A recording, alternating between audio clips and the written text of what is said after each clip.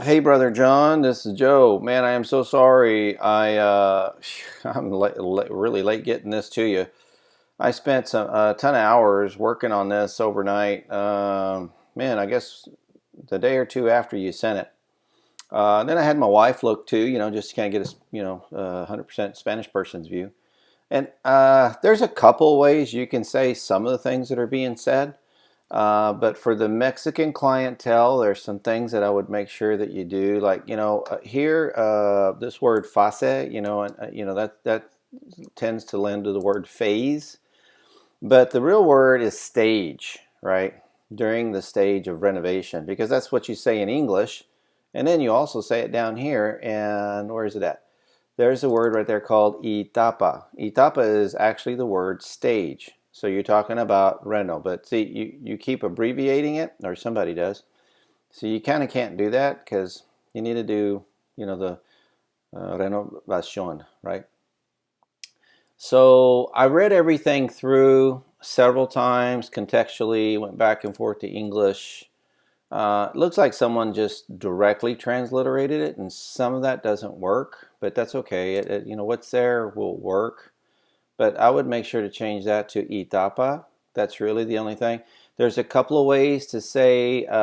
Most people know viviendas is house, right?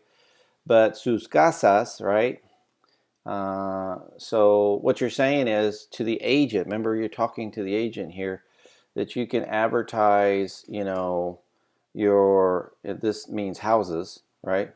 Or, where you live, where you stays, right? That's kind of the slang right there, okay?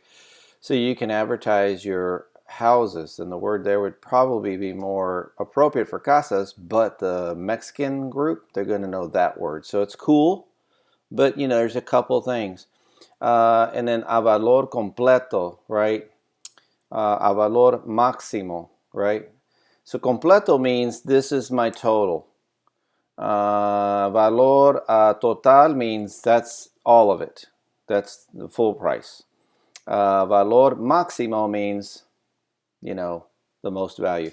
So I would probably change a valor máximo para la comunidad de propiedades.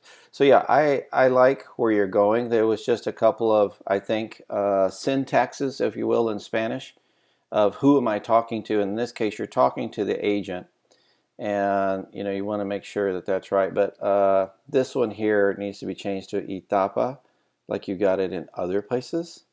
Everything in here is fine. It's a little technical. Some of the people, generic people, may not know, but remember, I know this is to agents, so they should understand.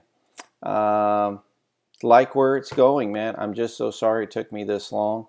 Some of the stuff I probably would have changed a little bit, but it just depends on the genre of the people. And since you're talking to the Mexican kind of nationals, really, some of your Latino agents are educated, so they might look at that as more of a colloquial word in some of these things. But you're good, man. I would run with it. Just a couple of those changes there, right? Make sure you say valor máximo para, yeah, I would use that, and that's just maximum, which means the highest value in the transliterated Spanish, and then I would change facet to etapa. Other than that, the rest of it can roll, brother. Okay. Love you, man. Miss you guys, and I'm sorry for the delay. We had a client that he lost his son last week. Wow, 19 years old. Anyway, man, take care. We could have all been in a different place, right? Love you. See you.